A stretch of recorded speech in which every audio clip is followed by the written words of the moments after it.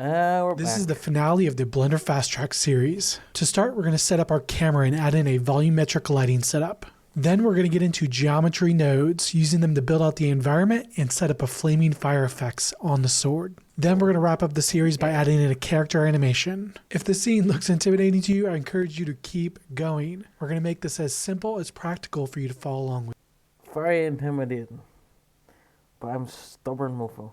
with me. So let's get going.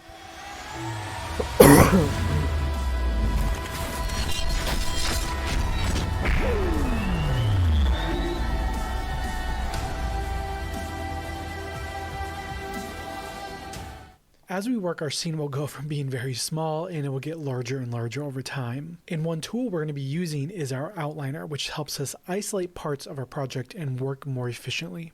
And before we get going, be sure to jump back out to the layout tab. That's where we're going to be working for the next few chapters. Then if you need more space to work in the outliner, reminder that you can always drag in any panel in Blender to make them bigger. As I click around my outliner, we'll see that we have a list of all the objects that we've created so far throughout the project. And right now we see in our outline, we have orange objects and we have white objects. The white objects are our collections. You can think of these like groups for objects. And everything that is orange are objects that we've currently created in our 3D viewport. So step number one, I'll create a collection and we'll organize it for our sword. First, I'm going to select my topmost collection. This is our scene collection. Whatever we create will be put into our currently selected collection. Then I'll click the plus icon on the top right of the outliner to create a new collection. Great, there we go. We have our new collection and I'll go ahead and double click on that to rename it to sword. And now we're ready to start organizing. So I'll go back to my 3D viewport. I'll select all of my sword objects. Then once I have them selected, I'll go back to my outliner. I'll see that my selected objects are now highlighted in blue.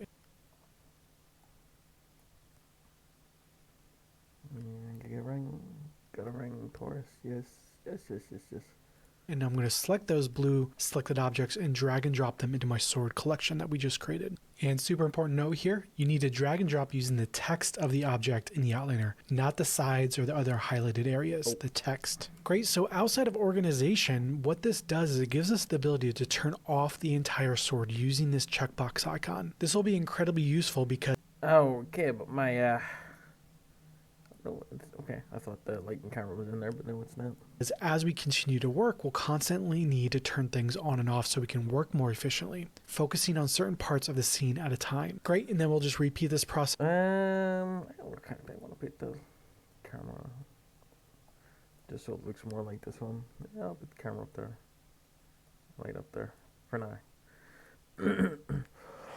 This for the rendering collection. So step number two, I'll again select the scene collection at the very top. I'll create a new collection with the plus icon at the top right in my outliner. Then I'm going to double click on that new collection and rename it to rendering. And this is where our camera, our lights, any rendering objects are going to go in here. Then I'm going to find my camera and my light. I'm going to shift select both of them back to my outliner and I'll find them selected in blue. Then I'm going to drag and drop them into my rendering collection. If you've accidentally deleted your camera or your light, no worries. You can always go back up to the add menu and then there you can create your camera. And then if you deleted your light as well, you can go to your light and create another point light. But for now, I'm going to use the ones that were in my scene when we loaded Blender. Then for step number three, we have our sword reference collection that we imported earlier into the scene. So this is what we used during the modeling process. I'm going to go ahead and drag and drop the sword reference collection into my scene collection. That'll automatically put it into the default collection so we can then... Where? Okay.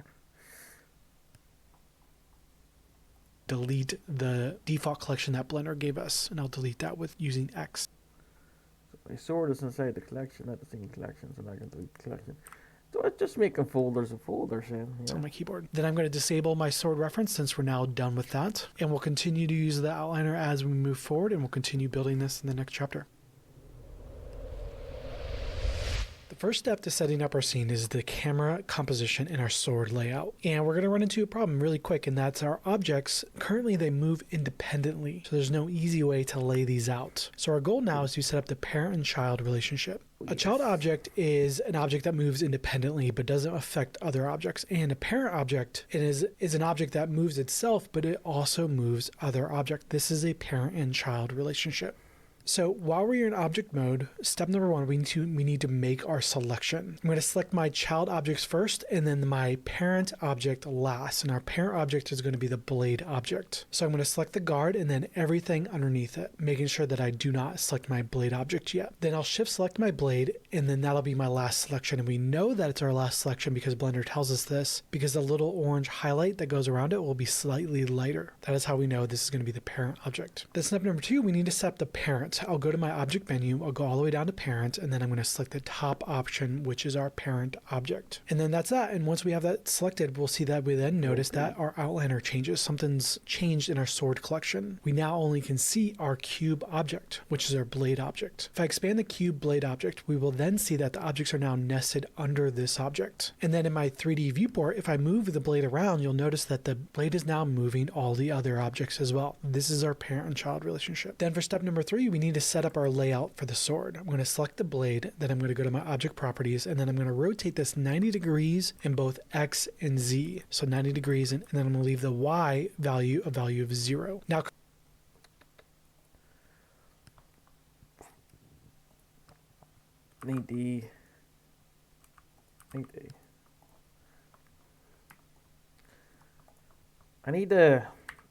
I can't just like grab and move like normal.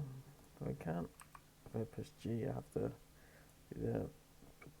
I don't know if I like that. I remember when I first started Blender, it didn't lock me into that move, but now I'm locked into it somehow. Currently our sword is way too big. Our one grid unit in Blender is 1 meter big, so our sword is massive. And we're going to fix this by setting our scale value, and I'll set the scale value to 0.23, so that's 0.23, and scale X, Y, and Z. And a bonus tip here, the location values are also set collection. We now only can. Step number three, we're going to view the camera. No. Value of 0. Now currently our sword is way too big. Our one grid unit in Blender is 1 meter big, so our sword is massive. And we're going to fix this by setting our scale value, and I'll set the scale value to 0.23, so Can you click them all? How did he do that? How did you do them all at once?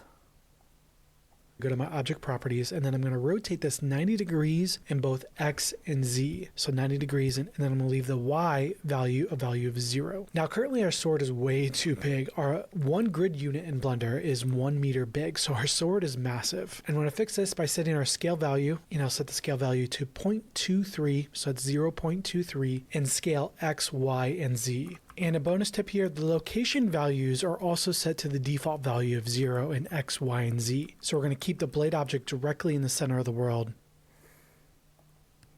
0.23.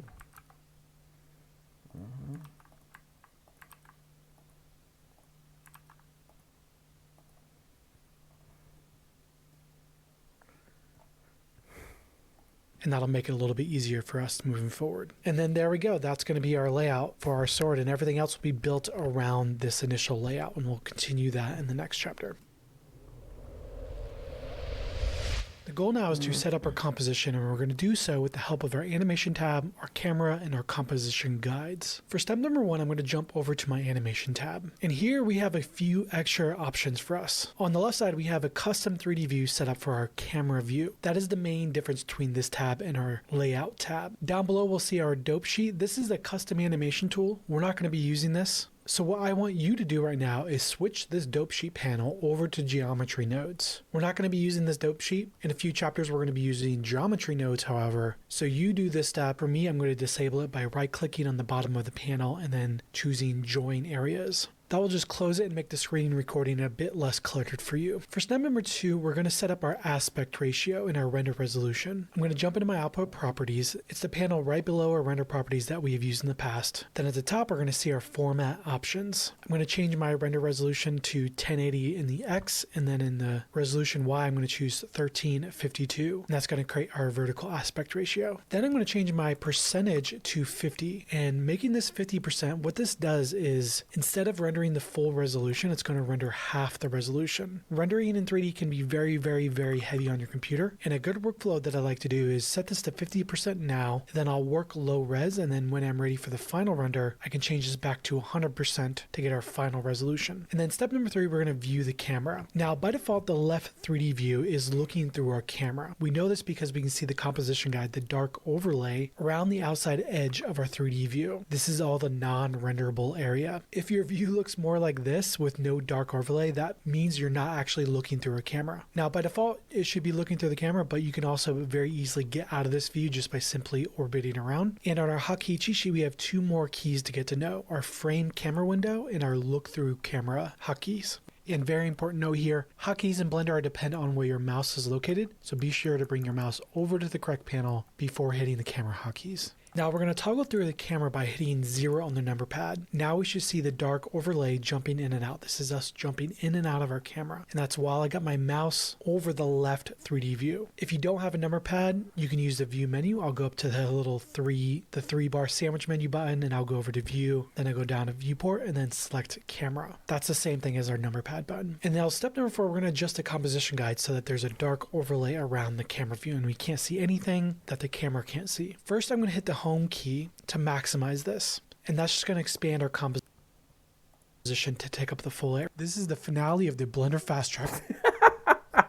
Okay, don't head home when you're not in Blender. Take up the full area. And if you don't have a home button on your keyboard, you can always do this manually by zooming in and out on your scroll wheel. And next we're going to make the composition guide completely black. So I'm going to select my camera. I'm going to go down to my camera settings. And then under viewport display above composition guide, we'll have a very strange name called passer part. And I'm likely pronouncing this very, very wrong. Long story short, setting this value all the way up to 1 will darken the entire outside of the camera composition so that we can't see anything that the camera cannot see. Great, and now we can finally set up our actual camera composition for step number 5. So while my camera is still selected, I'm going to go to my object properties and then set my location and rotation values. I'm going to set my location to a value of 3, 0, and 0, and then my rotation value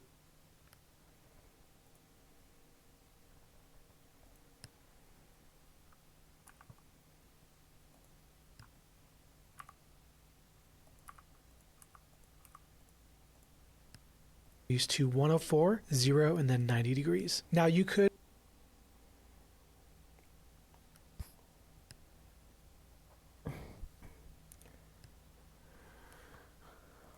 for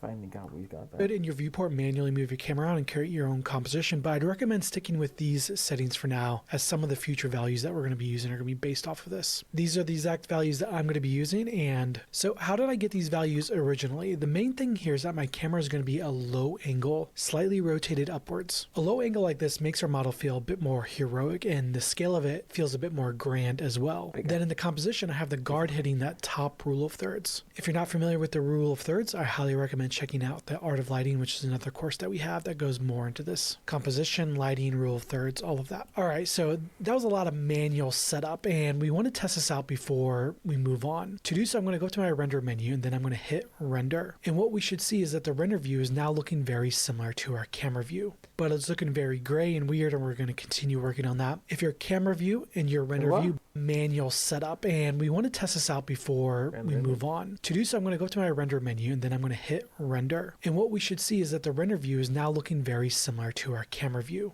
but it's looking very gray and weird, and we're going to continue working on that. If your camera view and your render view both look like this, you're all set. If your render view does not look like this, here are a few bonus tips to help you check that out. In bonus tip number 1, in our outliner, make sure you have all of the eye icons and the camera icons enabled for everything that isn't our sword reference. The eye icon is what's visible into the viewport, and the camera icon is what's visible into the render, and sometimes these get mixed up. In bonus tip number 2, in our scene properties, check out the camera setting at the top. This is our our active renderable camera. If this is blank, there's no renderable camera. So be sure you have that selected to one camera. And if we look in here, we should only see that there's one option within our scene. If you have more than one option, that means that you have more than one camera in your scene. And that's a wrap, and we'll continue this in the next chapter.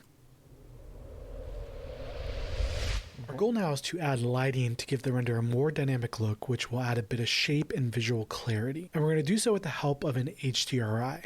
This is what a typical scene looks like before we add an HDRI. It looks a bit flat, looks a bit muddy, a bit hard to see. And then after we add an HDRI, it looks much more believable, better reflections, better colors. And HDRI is simply just an image texture that we bring in to our scene to use as our lighting source. The term HDRI comes from high dynamic range, meaning you can expose up and down beyond what a normal image can give you. A great online resource for HDRIs is hdrlabs.com and polyhaven.com. Both are free, and I use both of them very frequently. For step number one, we're going to jump back into our shading tab and set up our rendered mode for our viewports. I'll jump back into my shading tab, then while my mouse is hovering over the viewport, I'm going to hit... Okay, there goes my blender.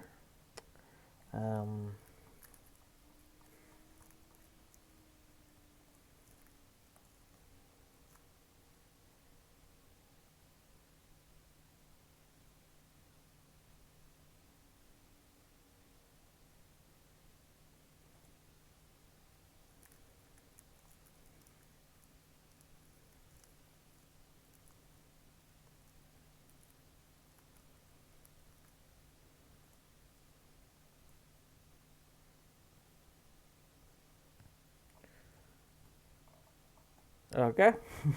the number pad 0 to jump into my camera view. Or you can use the view menu and then viewport and then camera, and that'll snap us to view through our camera. Then again, while my mouse is hovering over the viewport, I'll hit the home key to be able to frame the camera into my window. And a reminder here, if you don't have a home key, you can... Our goal now is to add lighting to give the render a more dynamic look, which will add a bit of shape and visual clarity. And we're going to do so with the help of an HDRI. This is what a typical scene looks like before we add an HDRI. It looks a bit... Something is different, right? If we compare our shading tab to our render, the render looks very flat, but the shading tab looks better. So what's going on here? And this is a very confusing part of Blender, so let's take a look at this. The shading tab by default has a built-in HDRI because we are using material preview mode currently. Next to our solid and wireframe views that we're using during the modeling process, we can see our material mode is active. And material preview mode is really just a way for us to add quick materials, textures. It's not meant for us to do final rendering, final lighting. To preview our final lighting, our final rendering, we're going to switch over to rendered mode, the option all the way to the right. Then you'll notice our viewport looks flat and muddy again, just like our render. This is the option we're going to be working with from here on out. Then for step number 2, we're going to jump back into our shader editor and we're going to jump into our world properties. Object mode in our shader editor is where we build materials for our objects. Then the world mode is for building materials that belong to our world, such as HDRI environments. After you switch over to world, if you don't see anything, you can go ahead and go to the view menu and go to frame all, and that'll snap all the existing shaders into our view. And by default, what we should see is that Blender gives us our background shader and our world output. This is what's giving us our gray, muddy look right now. And we can adjust the option all the way to build materials for our objects. Then the world mode is for building materials that belong to our world, such as HDRI environments. After you switch over to world, if you don't see anything, you can go ahead and go to the view menu and go to frame all, and that'll snap all the existing shaders into our view. And by default, what we should see is that Blender gives us our background shader and our world output. This is what's giving us our gray, muddy look right now. And we can adjust the strength to brighten it up and down, and then we can adjust the color to change the color of the illumination of our environment. Now, of course, this is not what we want, so we're going to add an HDRI into here. So step number 3, we're going to set up our node network for that. And we'll need 3 new nodes to do this. I'll go back up to my add menu. I'll search for environment texture. Note that we're not using an image texture here. We're going to want to use an environment texture since this is going to be for our environment HDRI. I'll add that into my scene, and then I'll search again for mapping. This is the same mapping node that we've been using so far. I'll add that into my scene. Then I'll do one last search for texture coordinate, the same texture coordinate node that we've been using as well. Great. And then I'll add that into my scene, and then I'm going to make my connection. So I'll connect the generated from our texture coordinate node into the mapping vector of our mapping node, then the out vector of our mapping node into the environment texture, then the out color of our environment texture into the color input of the shader. And then there we Put behind the bit with that one.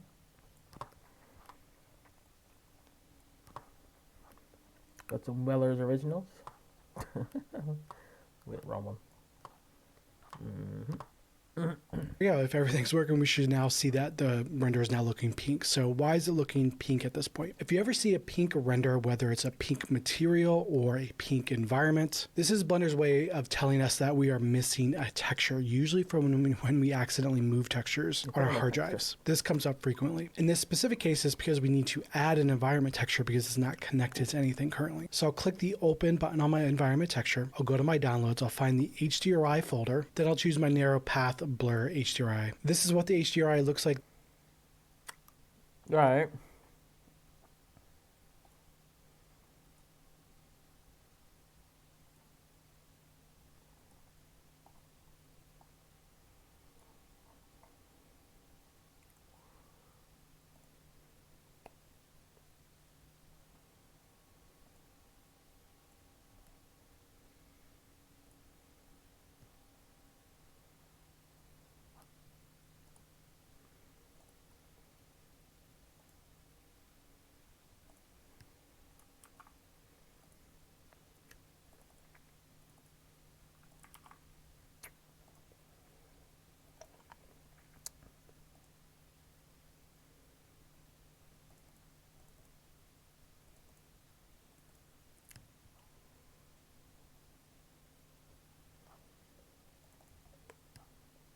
That we're going to be using, except we have a blur on it. And the blur just helps soften the lighting a bit. I do this sometimes for interiors, which in this case is going to be the interior of a cave environment. Then for step number 4, we're going to do the final tweaks to our parameters. I'm going to set my value of my strength of my background shader to a value of 2. That's just going to help properly expose it for what we're looking for. Usually for HDRIs on the strength, I set it to 1 for exteriors and then 2 for interiors. Then under my mapping node on my rotation, on the rotation of the Z axis, I'm going to click and drag on this left to right. And as I do that, you'll notice that we start to change our lighting drastically. This is because we're rotating the world around our scene, our environment HDRI texture. And what we're looking for here is to have the sword be lit from the right side. So we want the right side to be brighter than the left side. That's the direction of our lighting. Now, the exact value I ended up using was just a value of -405 in my rotation Z axis. That's going to give us our lit from the right, lighting going towards the left. And then there we go. That's going to be a wrap for our HDRI, and we'll continue working on this in the next chapter.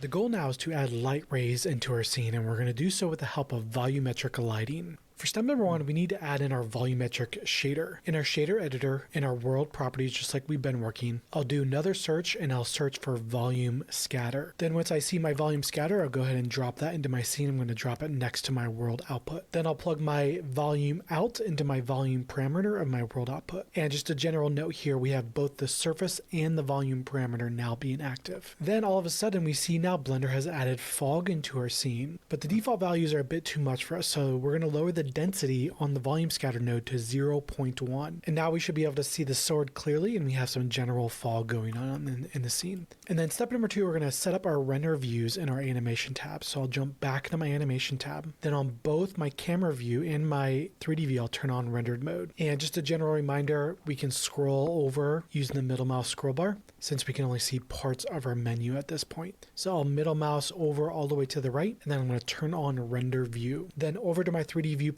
as well, I'll do the same thing, scroll over and then turn on rendered view. Great. Now if I zoom out a bit, I should now see that I have an atmospheric fog going over my scene, and you can see that it's most dominated by our light. The lights now appear to be emitting this fog into our scene. Then for step number 3, we need to set up our light properties. I'm going to select my light. I'm going to jump down to my light properties. Then at the very top of my light properties, I'm going to enable spotlight. And now we're going to start to see that we have our light ray effects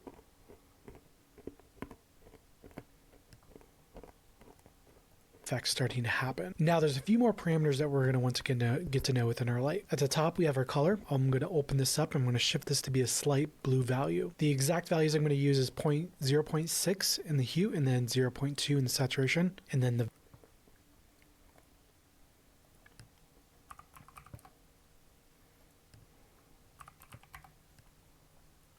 value we're going to set to 1. And that's going to give it a slight blue hue, and we're going to continue to use those values as we work. Now we want the light rays to be a bit sharper and not so broad. And we can do so by adjusting our spotlight shape parameter. I'm going to click and drag on this to make it bigger or smaller. And when I make this fairly sharp, I'm going to set this to a value of 5. And as soon as we do that, we see our cone is now small, but we don't actually see anything. The light is now disappeared, so we need to emit some more light. I'm going to go back up to power. This is how we adjust the intensity of the light, and then I'm going to set this to 100,000. That's 1 and then 5 zeros. Again, usually this takes some practice and tweaking to get to right, but those are the exact values I'm going to leave off with there. Now from here, we also have our volume slider, and we can adjust this up and down to control the volumetrics as well. And the unique thing about this is this doesn't affect the overall scene light, meaning the way it affects objects, it only affects the volumetrics. So I'm going to bring this value up to a value of 10. This is more of a stylistic choice. This means the light's going to affect the volumetrics more than the actual objects, and we'll talk more about this later. And the last option we want to adjust is our blend value. I'll drag that up to a value 1, and we're going to notice that on our edges of our spotlight they become more of a gradient. They become more of a gradient and less sharp, so more blurry. And that's it for our light properties. And this next step was the biggest challenge with the original release that we saw. Actually moving and rotating this to be something that's inside of our camera and pointing the exact way that we wanted to, and getting this to shine directly onto the scene the right way. This was the toughest part. So in the next chapter, I'm going to share with you an easy technique to be able to line this up and position this just right.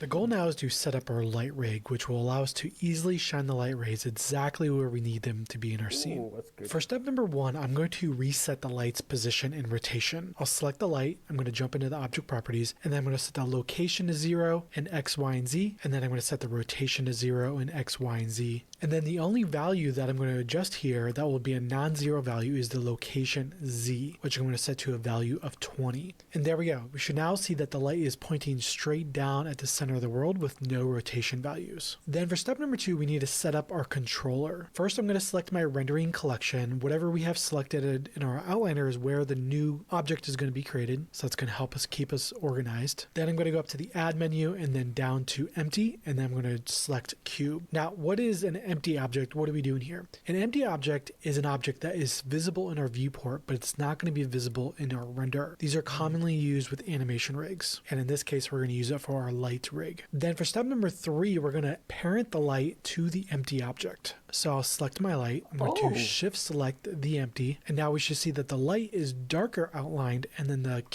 empty cube is lighter outlined in our multi-selection. This is how we know we have the selection correct for parenting. Then I'm going to go up to our object menu. I'm going to go down to parent, and then I'm going to select the top option, which is parent object. And then there we go. After we select that, we should then see our parent-child relationship is now set up. I'll test this by selecting my empty, and then I'm going to rotate the empty around, and what we should now see is the light is moving around our scene with the rotation of our empty object. And if I move the empty around as well, you'll notice that the light is going to be pointing to wherever I put my empty. So if I want it to be the middle of the sword, I can move the empty to the middle of the sword and it'll automatically point there. And a bonus tip here over in our outliner, what we should see is we have our rendering collection, we have an empty underneath it, and then if I expand the empty object, what we should see we have our light under there. That'll also confirm that we have the parent and child relationship set up. Then our final step in this chapter is to adjust the size of the empty. So step number 4, I'll select my empty, I'll go down to my empty properties, and then I'm going to set the size value to a value of 0.1. That will make our empty object a bit smaller and a little bit easier to manage so that we can position it effectively. And a general reminder here, if you're struggling to move around your viewport, if your viewport's getting locked up, we have our view menu, and then we can go down to frame selected on any one of our objects, and that'll automatically snap the viewport to the object so that we can rotate and orbit around it. Great, and we won't worry about the exact position rotation just yet. We have a few more steps to set up, and we'll continue in the next chapter. The problem we're trying to solve now is that our volumetrics look very flat, and our goal with this chapter is to make them feel a bit more organic, adding some details into the light rays. And we're going to do this with the help of gobo objects. Here we have a generic scene with basic volumetrics. Then in the middle we have a gobo object added, and we can see with just a simple polyplane and some rows cut out of it, we can very easily make this feel like the light is coming through a window. This is what gobo objects are for. They help us create more organic shadows. And good lighting is like painting with shadows. Shadows, more often than not, matter more than the actual light themselves. And for this chapter, we're going to drop in a few cubes and then add them to our light rig and have our light rays shine through them, mimicking rocks inside of a cave. For step number 1, we're going to reset the empty location and rotation settings. I'll select my empty, I'll go to my object properties panel, then I'm going to set my location and rotation values to a value of 0, getting it back to its default location. And a quick bonus tip here, if you're wondering how I'm setting these values so quickly, all you have to do is select the top parameter, hit 0, and then hit tab to go to the next parameter. Hit 0 again, then hit tab again, and repeat this until you're all the way down.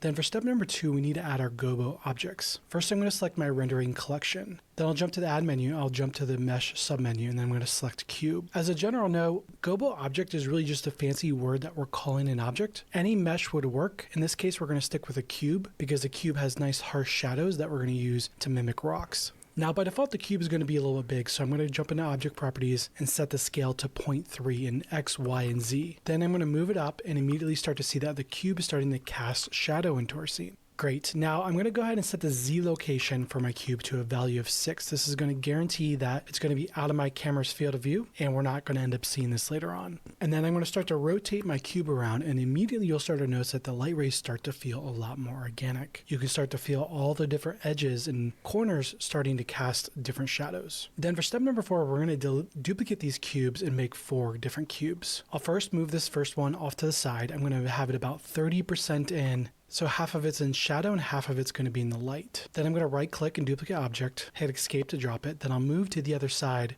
I'll rotate that one around again to make it feel a bit more organic. And once I have that in a good spot, I'll shift select both of those. I'm going to duplicate both of these objects and then rotate them around. So now I have 4 total cubes, and I'm going to go through each one, rotating each individually, adding some randomization, and then going through and adding some randomization to the scale as well in position and location until we get a very organic look in the light rays. This can take a bit of a tweaking, as you'll notice that the light takes a lot more trial and error to get right. This is perfectly normal. And then for step number 4, we need to parent our gobo objects to our empty objects so we can start to rotate around our light. I'm going to shift select all of my cubes. I'm going to shift select the empty, and then I'm going to go up to the object menu, parenting, and then parent object. The same exact parenting method that we've been using. Then after we have that, we'll confirm that it worked by going jump into our outliner, and then we'll see that our cubes are now nested under the empty object.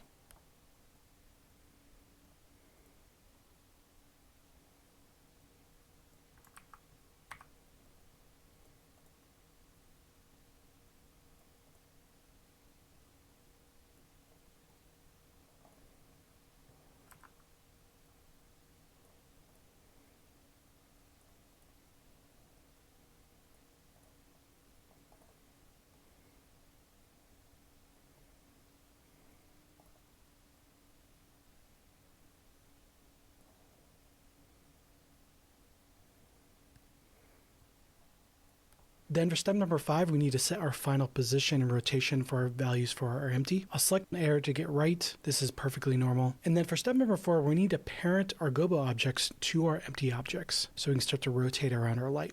I'm going to shift select all of my cubes.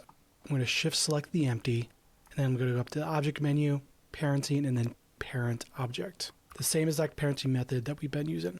Then after we have that, we'll confirm that it worked by going jump into our outliner, and then we'll see that our cubes are now nested under the empty object. Then for step number 5, we need to set our final position and rotation for our values for our empty. I'll select my empty, I'll go into my rotation values. I'm going to set my rotation value to a -60 in X, then 0 for Y and 0 for Z, and that's going to give us that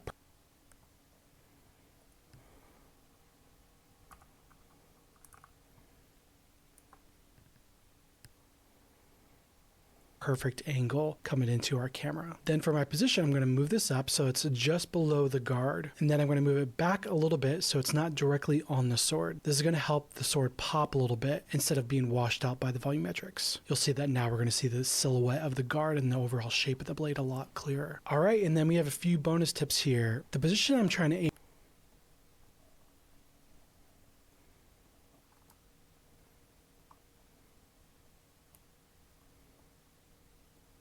Why am I upside down?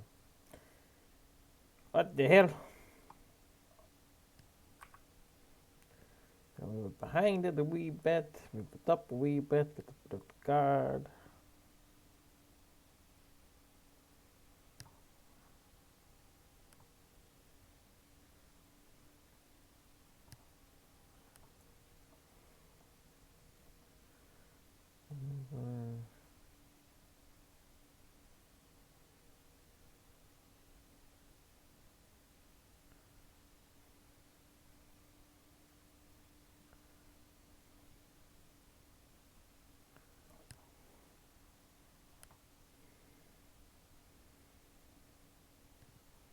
Aim for here with my light rays is I want the volumetrics to be above the guard. This is going to help us read the overall shape a little bit more. And another bonus tip, at this point, the majority of the work is going to be within our gobo cubes. Try tweaking these, scaling these, putting one directly in the middle, moving it away. Try getting some large variations to happen within your light rays. A general note though, you don't want to go more than 4 objects. Adding more than this will start to make it feel like it's underwater and not inside of a cave. So move, rotate, and scale, but you don't want to overdo this by adding too many of them. 4 of them is going to be more than enough. And another bonus tip here, you'll see that the volumetrics currently look a bit chunky. They look a bit low resolution. If I jump to my render, by going up to my render menu and then render image button, you'll notice that this comes out a little bit more clear. This is because if I check out my render properties, you'll notice that my sampling is set higher in my render versus the viewport. The more samples we give the renderer, the more light is going to be calculated, and thus the shadows are going to be a lot more clear, giving us a better image. And that's going to wrap it up for our volumetrics, and we'll continue in the next chapter. Our goal now is to take our very gray and flat scene and make it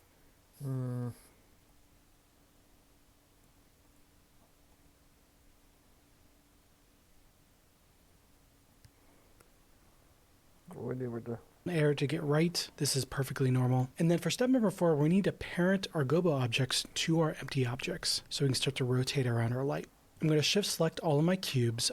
I'm going to shift select the empty, and then I'm going to go up to the object menu, these, scaling these, putting one directly in the middle, moving it away. Try getting some large variations to happen within your light rays. A general note though, you don't want to go more than 4 objects. Adding more than this will start to make it feel like it's underwater and not inside of a cave. So move, rotate, and scale, but you don't want to overdo this by adding too many of them. 4 of them is going to be more than enough. And another bonus tip here, you'll see that the volumetrics currently look a bit chunky. They look a bit low resolution. If I jump to my render, by going up to my render menu and then render image button, you'll notice that this comes out a little bit more clear.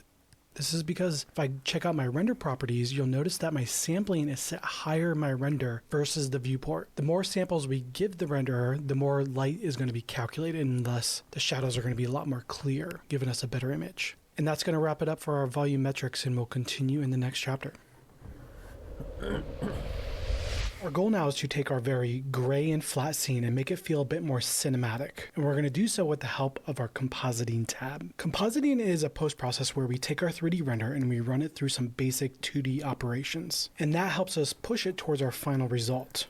Now, I cannot stress this enough, compositing is where the real magic happens when it comes to making our scene feel 3D and cinematic. Here we have our final result, but without the compositing applied to this. And then here we have all of our post-processing compositing on top of this. And all of a sudden it feels way better, feels way more cinematic. So what is going on here and how do we get there? The 3 techniques that I always apply to nearly 100% of my 3D projects is a color grade, a vignette, and some atmospherics. Color grade takes a flat footage and then we push it towards a specific direction using color wheels for a specific feel. Subtle color variations add a lot of emotion into a shot, and it's that emotion that's going to make our scenes a lot more interesting. And not only can it add a lot more emotion, but it helps our scene not look so flat and helps it make it feel a lot more believable, and it meshes all of our assets together. Next we have our vignette. This is also a post process. We take our flat footage and essentially we darken the edge. This helps add shape to our lighting, as well directs the eye towards a specific direction of our composition. You can see here, without the vignette applied, the render feels flat. There's not a lot of shape to it. Then as soon as we apply the vignette, the scene feels much more dynamic. There's a lot more shape to our render. Then the third one is going to be atmospherics. The atmosphere helps us add depth and visual clarity to our renders. Something to always keep in the back of your mind is that even though we're working in 3D, the output is always 2-dimensional. And the subtle act of creating depth has an exponential effect of how interesting our scenes are going to look.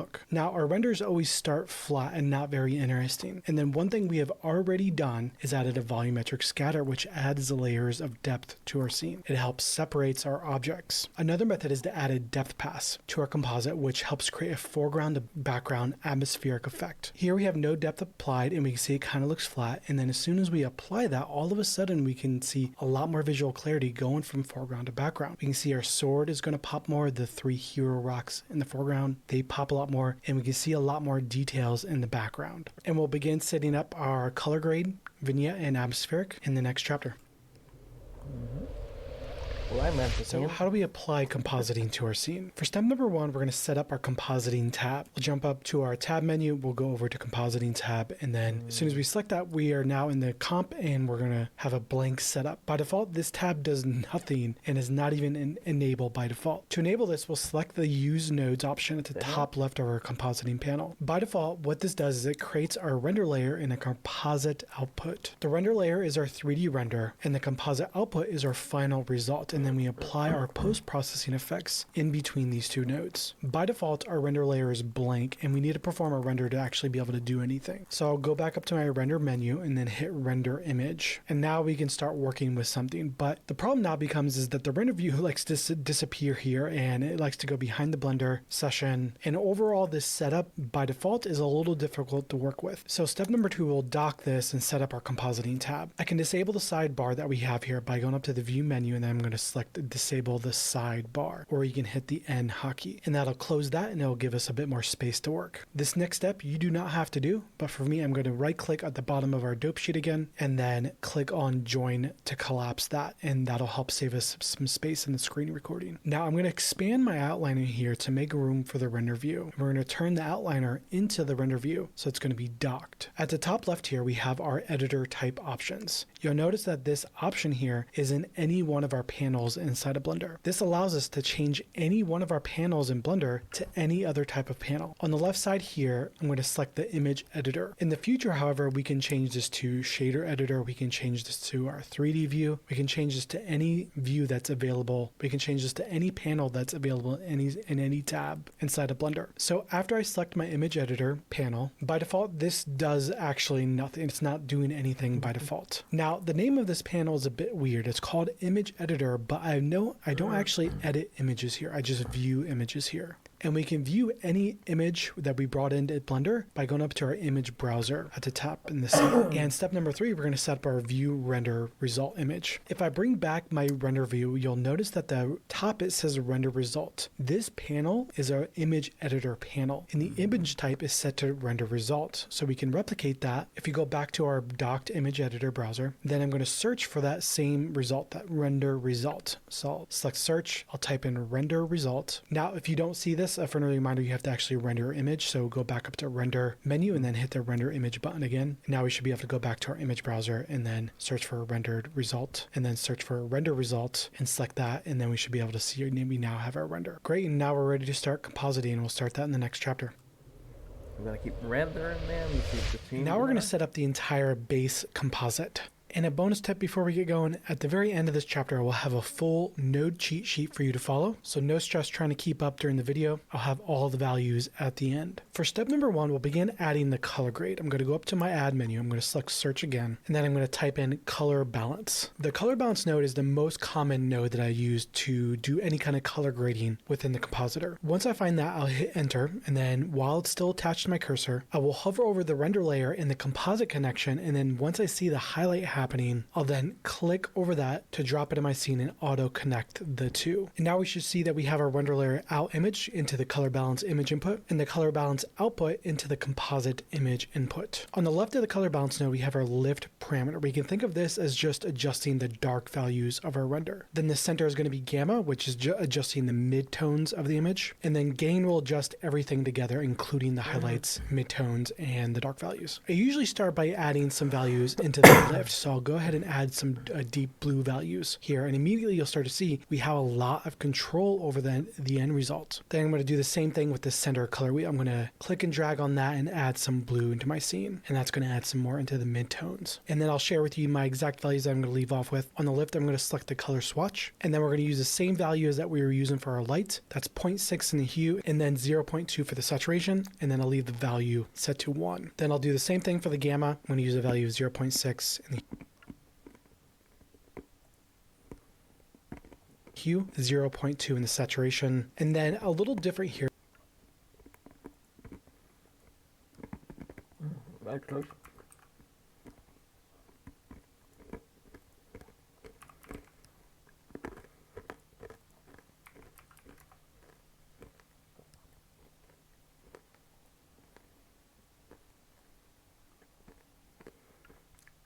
Did you see him for both?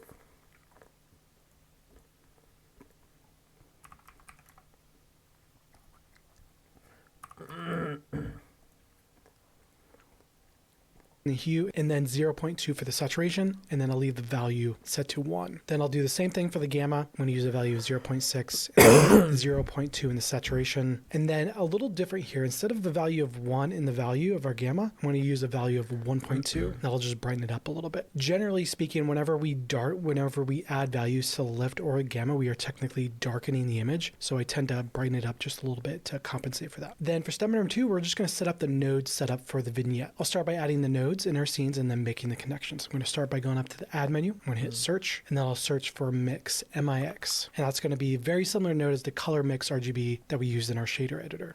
I'll hit enter, and then I'm going to hover over in between the color balance node and our render layer. So we're going to put this before the color balance node. And that's very important because we want the color balance node, the color grade, to affect the vignette as well. Then I'll repeat this process for the ellipse mask. Go up to the add menu, search, and then search for ellipse mask. I'll click on that, and I'm going to drop it below my node setup. I'll do one for a blur node. I'll search for a blur. And then once I have that, I'll go ahead and drop that next to my ellipse mask underneath my current node setup. Now we have all of our nodes created, but we need to finish our connections. I'm going to start by connecting the ellipse mask out to the blur input. And then I'm going to collect the blur output to the second connection of the mix node. And a note here, the render layer is connected to the first input of the mix node, and then our blur node is going to be connected to the second input. Okay, so what is all this stuff? At this point, we should just see an ellipse result in our render result. If you do not see this in your render result, you currently do not have the connection set up correctly. Now, the ellipse mask node is what is giving us this result in our rendered result. The blur node by default is doing nothing. It has the values of 0 by default. It's not on yet. Then our mix node is currently mixing the results of that over top of our render layer and then running it through the color balance node. Since our mix value is set to a value of 1, all we're seeing is the ellipse setup. So if I adjust our factor on the mix node up and down, we'll start to see that we're starting to reveal the render layer. For now, I'm going to bring that up to a value of 1 again. So a value of 1 in our factor. So we're only seeing the ellipse again. And then I'm going to set my mix blending mode to a value of multiply. And what multiply is doing is it's taking the dark values, and it's taking the dark values from our eclipse, and then it's going to darken the render layer, leaving the bright values on the render layer bright, leaving the bright values on the ellipse bright on the render layer. So you can think of the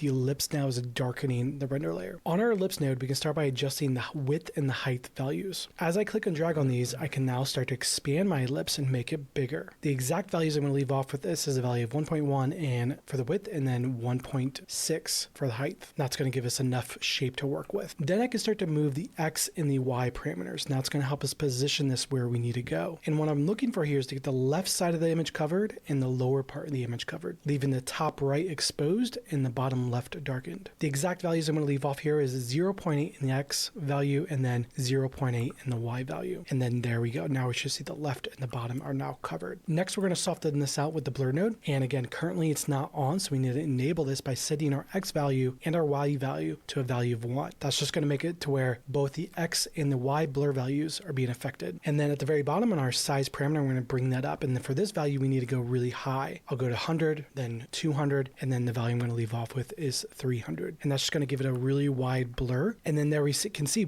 now it feels that the light is decaying a little faster. Okay, that's what it is. So everything outside after that the circle gets blurred, right? Okay, makes sense. The overall image now has a gradient effect happening, which helps the scene feel way more dynamic and cinematic. And then there we go. Here's going to be my final node graph with all of my values. And that'll be a wrap for our compositing setup, and we'll continue in the next chapter. See you then. Our goal now is to integrate the rock kit into our scene, and we're going to do so by starting with the base Sword in the Stone setup. And as we work, I'll share a few tips again to help begin managing their scene as we scale up and begin to work. The rock kit will be located in the downloads. Downloads are linked below the video. And inside of our rock kit Blender file, what we see is we have a few different collections. We have our rock kit layout. This is for our manual layout for our hero stones that are in the center of the world. Rock kit ground is going to be our ground plane. Then rock kit instances we'll be using in a later chapter when we get get into geometry nodes. You're welcome to use these on your future projects as well. And some other resources such as Megascans has a few free ones to use, and Polyhaven has a few rock kits as well. And Polyhaven is all free. And of course, we have our sculpting and Blender course on the website as well that goes into making rocks and environmental assets as well, all from scratch using the sculpting tools in Blender. For step number 1, we need to append the rock kit into our Blender file. I'm going to jump back into my animation tab, and before I import anything, I want to disable rendering in my viewports. And I'm going to jump back into solid mode on both my camera and 3D view. This is going to help ease up some resources on our computer and prevent any crashing that may occur when we import. And then before I import them, append them into the scene, I want to select my scene collection. Whatever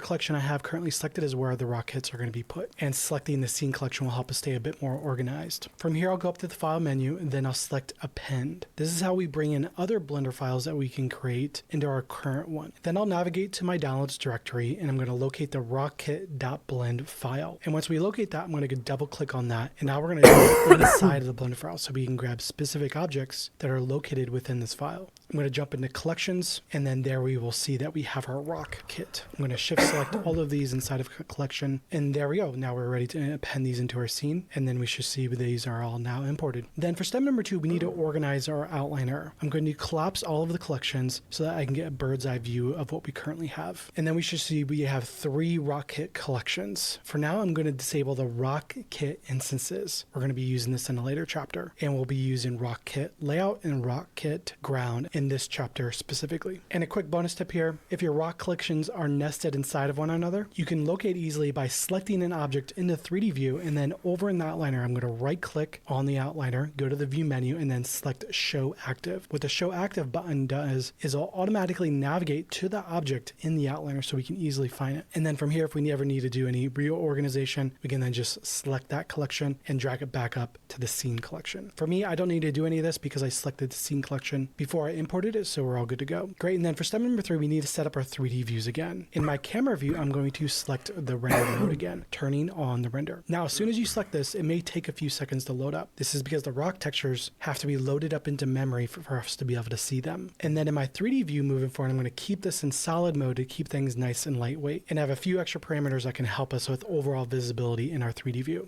Back in our 3D view, all the way to the top right, we're going to have our shading view drop down menu. And just note that we're going to be on solid mode to be able to see this menu. From here, I can set my color of my objects to random, and then I'm going to turn on the cavity parameter, and then I'm going to disable specular. So what is all this stuff? What random objects does is it just turns the display of our objects into random colors, which makes things a bit easier to see in our viewport while we don't have any lighting or any interaction happening with our flat shaded mode here. Then the cavity parameter adds some edge and cavity wear to our objects so that we can see the details a little bit easier. This is great in this specific case because it's an environmental scene, and the rock textures themselves have a lot of these details built into them. So it's a quick way to be able to see what they're actually going to look like within the render. And then for specularity is just a white color, and this just disables it so that our random color objects can shine through a little bit better. And for a bonus display tip, by default, Blender puts a default ground plane into our scene, which is great for as we're building our models. But now that we're building our own ground plane, I'm going to go ahead and remove that. If I jump over to my viewport overlays, this is going to be the icon with the little 2 circles in them. I'll choose the pull down option, and at the very top, we're going to have our grid settings. From here, I'm going to disable the entire top row and then leave everything else to default values. Disabling all this will disable the grid ground plane and any grid visibility within our scene so that the viewport itself doesn't feel so cluttered. Great, and now we have our rocks imported and our scene set up, and we'll continue in the next chapter. The goal now is to lay out the rocks and put the sword into the stone. I'm going to select the very tiny rock that is in the back center, and this is the hero one that's going to go into the sword. I'll jump back into my move tool, and then I'll move this to the center of the world. And just a note here, I'm only going to use the red and green handle. I don't need to move it up or down. The height is already perfect. Can't get any closer. Why can't I get any closer?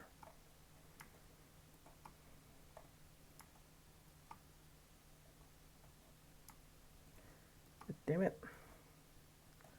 Closer. Yeah, moving. This is weird as hell.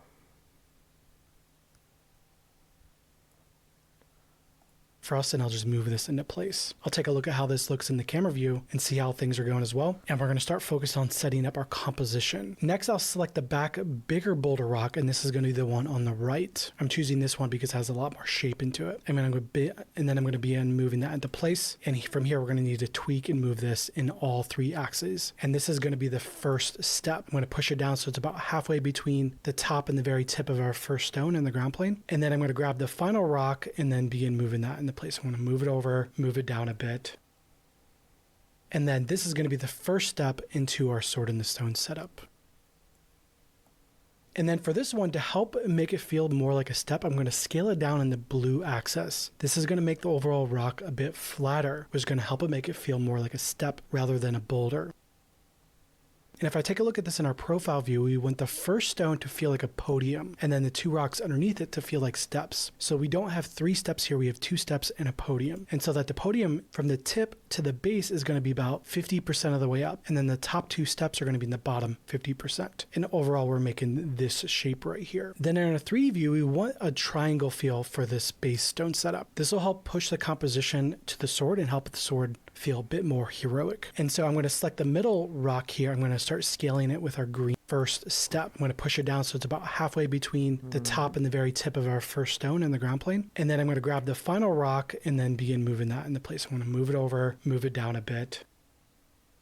And then this is going to be the first step into our sword in the stone setup. And then for this one, to help make it feel more like a step, I'm going to scale it down in the blue axis. This is going to make the overall rock a bit flatter, which is going to help it make it feel more like a step rather than a boulder. And if I take a look at this in our profile view, we want the first stone to feel like a podium, and then the 2 rocks underneath it to feel like steps. So we don't have 3 steps here, we have 2 steps and a podium. And so that the podium from the tip to the base is going to be about 50% of the way up, and then the top 2 steps are going to be in the bottom 50%. And overall, we're making this shape right here. Then in a 3D view, we want a triangle feel for this base stone setup. This will help push the composition to the sword and help the sword feel a bit more heroic. And so I'm going to select the middle rock here. I'm going to start scaling it with our green axis to help begin making that triangle shape. And then I'll do the same with the bottom rock as well, scaling it in the green axis to be able to make that triangle shape happen. Great. And then those are going to be our 3 hero stones, and we'll make one more for the ground.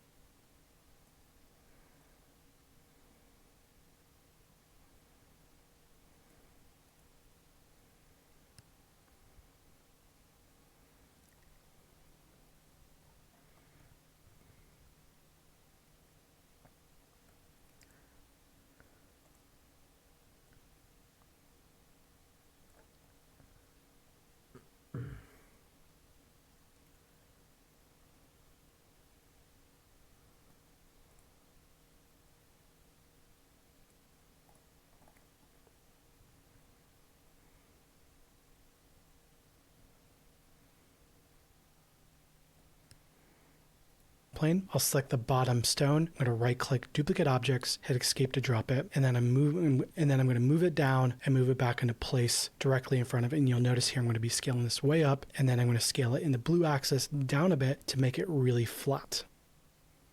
And then there we go, where we can finally do a quick render to see how this is looking with the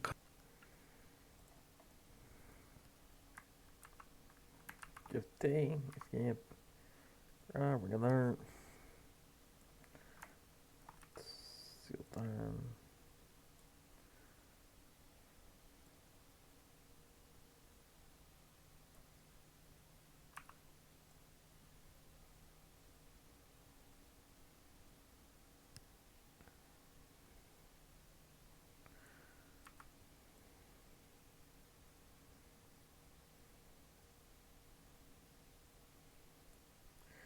Okay, like that, but rock and a bit rock on there.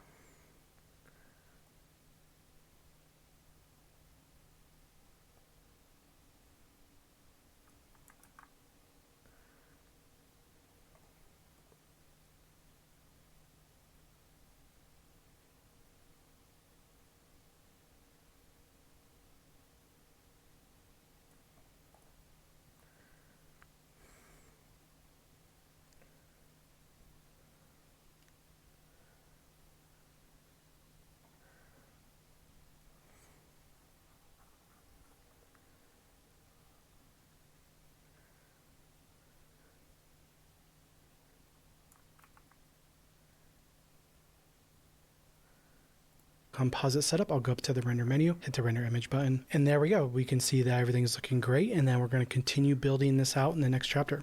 And so I'm going to select the middle rock here. I'm going to start scaling it with our green axis to help begin making that triangle shape. And then I'll do the same with the bottom rock as well, scaling it in the green axis to be able to make that triangle shape happen. Great. And then those are going to be our 3 hero stones, and we'll make one more for the ground plane. I'll select the bottom stone. I'm going to right click duplicate objects, hit escape to drop it. And then I'm going to move it down and move it back into place directly in front of it. And you'll notice here I'm going to be scaling this way up, and then I'm going to scale it in the blue axis down a bit to make it really flat. And then there we go, where we can finally do a quick render to see how this is looking with the composite setup. I'll go up to the render menu, hit the render image button, and there we go. We can see that everything's looking great, and then we're going to continue building this out in the next chapter.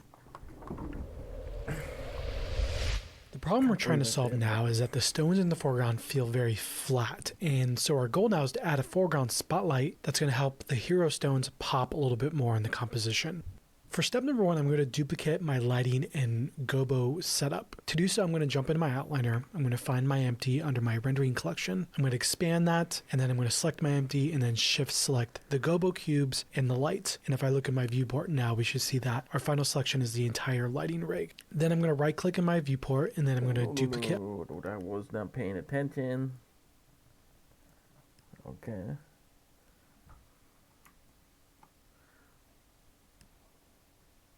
Objects. I'm going to hit escape to drop that, and then immediately I'm going to jump into my move tool to move them over so that we can begin working with them and they're not over top of the old light rig that we set. So what we're doing there? Now we should see that our final selection is the entire lighting rig. Then I'm going to right click in my viewport, and then I'm going to duplicate objects. I'm going to hit escape to drop that, and then immediately I'm going to jump into my move tool to move the next chapter.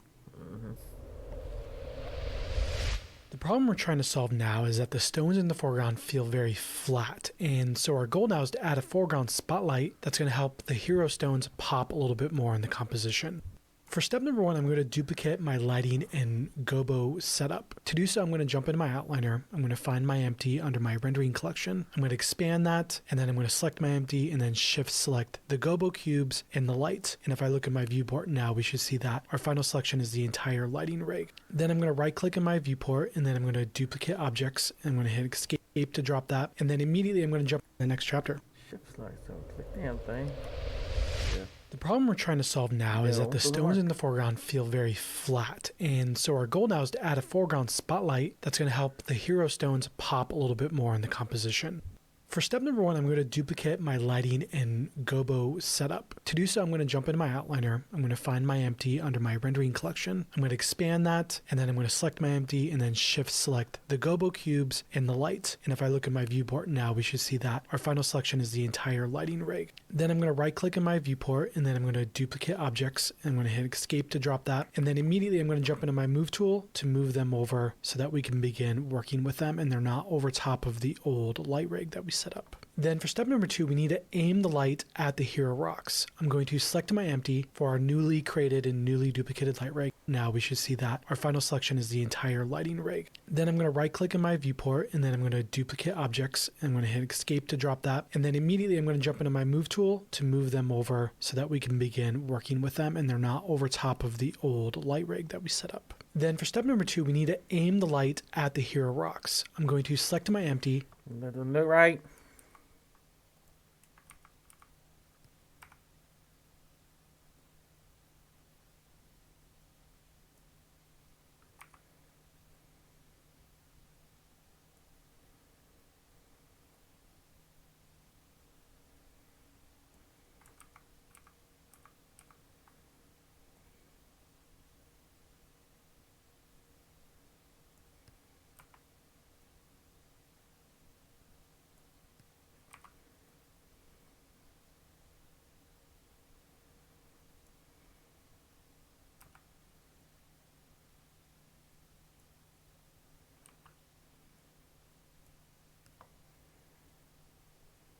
For our newly created and newly duplicated light rig, and I'm going to begin moving it into place. I'm going to move the empty right at the bottom right of the hero stone.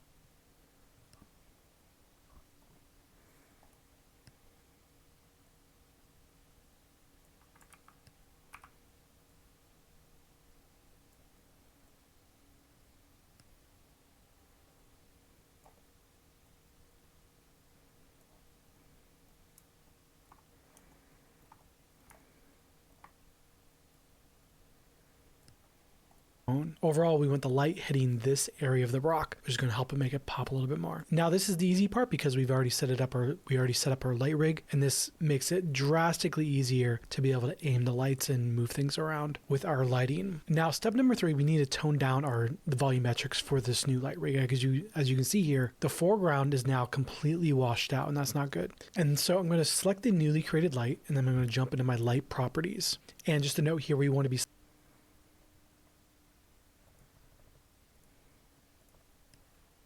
selecting the new light, not the background light. Now I'm going to turn down the volumetrics all the way to a value of 0, completely removing the volumetrics from our foreground. And what this does is it allows us to clearly see the foreground, pushing the background further in atmospheric depth, overall making the hero assets of our scene pop a little bit more, and this really pushes the scale of the scene. We're starting to get a sense that the scene is starting to feel big, which is exactly what we want. Then under my diffuse and specular, right above the volumetric setting, I'm going to turn these both to a value of 2. And basically what this means is for everything except for volumetrics, it's going to double up on the light, making everything brighter. And now we should start to see that the rocks are really starting to pop and starting to have that highlight in our camera. And if you're not seeing the highlights here at this point on the rocks, you may need to adjust your light rig empty a bit more, moving it sideways, moving up and down.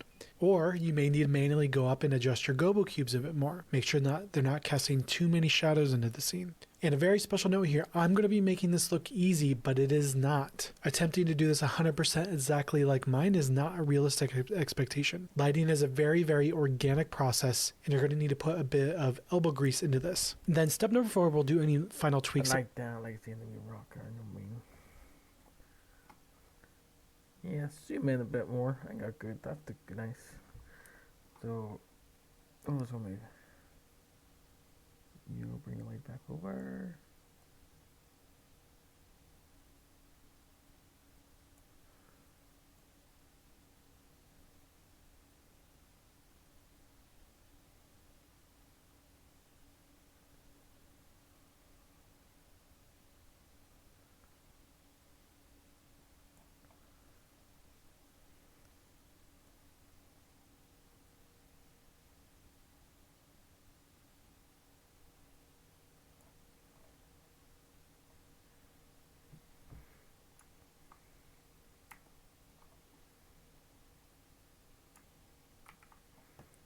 I like that.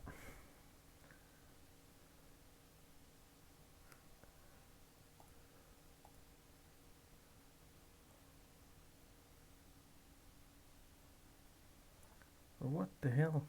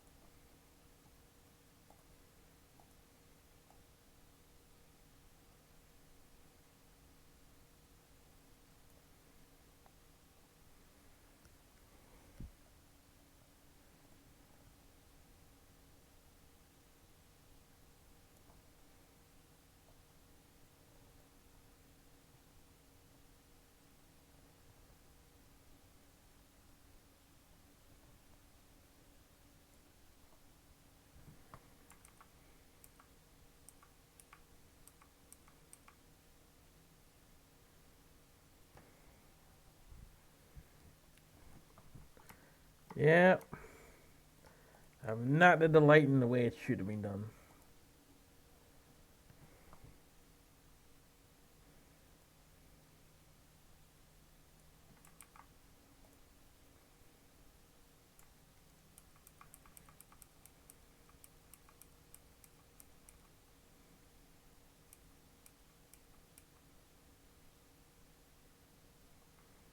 I screwed up that is. Or they're overlapping.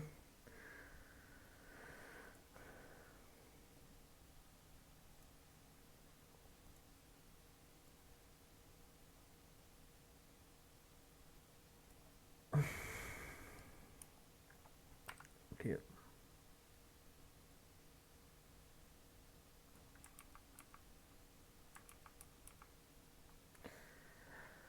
Okay, I've screwed up completely.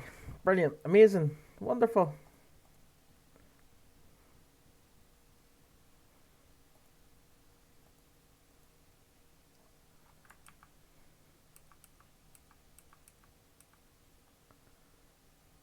It's fixed. Thank God.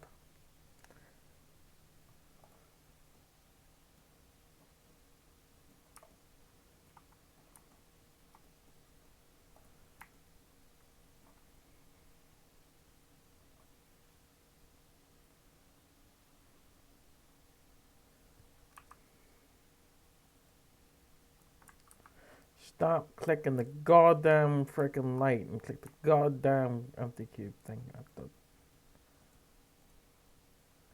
move it all. Move it all. Again, just to say don't do that, and I do it. Okay, do that, grab that, move that, and I can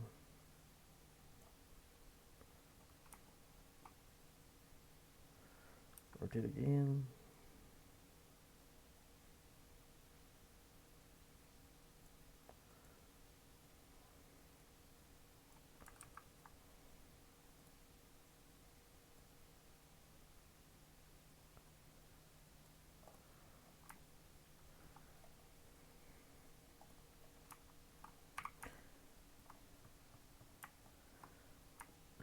I understand why I did this part because it's where like you want the thing to like land.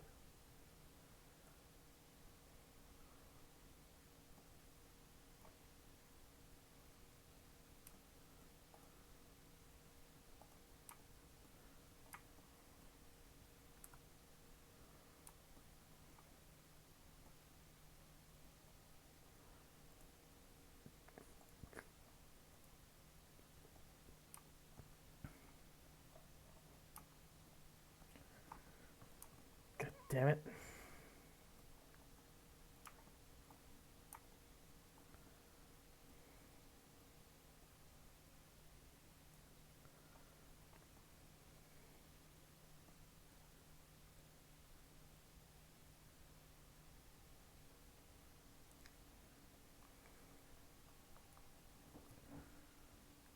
That'll do.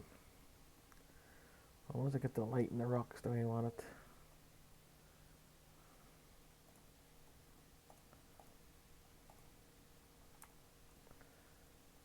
Close there. Right, yeah. Oh.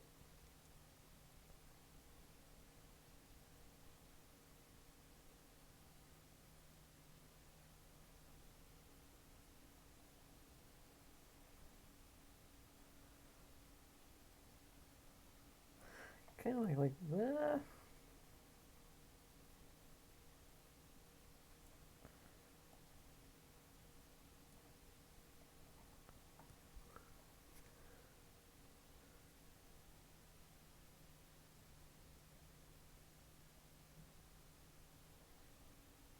Yeah, got that. That we want to do for our background volumetric light. I'm going to grab the light rig in the background by selecting my empty, and now I'm going to focus on the guard and the handle for this. These are the two most important parts as they don't tend to pick up a lot of light like the blade does. And I just want to move this back just a little bit, just enough to where the volumetrics are not hitting these elements. You'll notice if I move forward, the guard and the handle get completely washed out because the volumetrics are hitting it. So I'm going to move this back just far enough to where the handle and the guard feel very contrasty. They feel very dark. We don't want to go too far far back, but just where we start to see that's not visible anymore in the foreground. And for me, you can see here that it's going to be just below that ground plane element that we have in our 3D scene. And overall, what we're doing here is we're adding contrast. The background is going to be bright and atmospheric, and the foreground is going to be dark, creating a really dramatic visual clarity that is overall going to help the scene feel a lot more cinematic. Now we can finally do our render image, and we can go up to render image, and then we can see if our rocks now are really starting to pop from the background with the color grade, with the vignette, and everything starting to melt together. And everything's looking great, and we'll continue in the next chapter. The goal now is to add in our background rocks. And we're going to start with the cube. We're going to subdivide that. It is a very, very organic. The goal now is to add in our background because the volumetrics are hitting it. So I'm going to move this back just far enough to where the handle and the guard feel very contrasty. They feel very dark. We don't want to go too far back, but just where we start to see that's not visible anymore in the foreground. And for me, you can see here that it's going to be just below that ground plane element that we have in our 3D scene. And overall, what we're doing here is we're adding contrast. The background is going to be bright and atmospheric, and the foreground is going to be dark, creating a really dramatic visual clarity that is overall going to help the scene feel a lot more cinematic. You got it up there.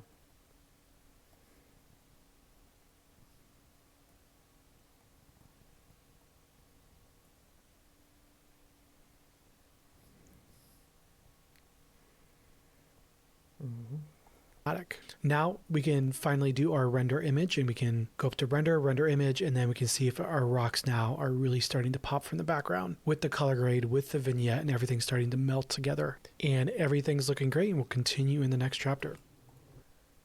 It looks good, but my bottom beam doesn't look very good. Is it this one?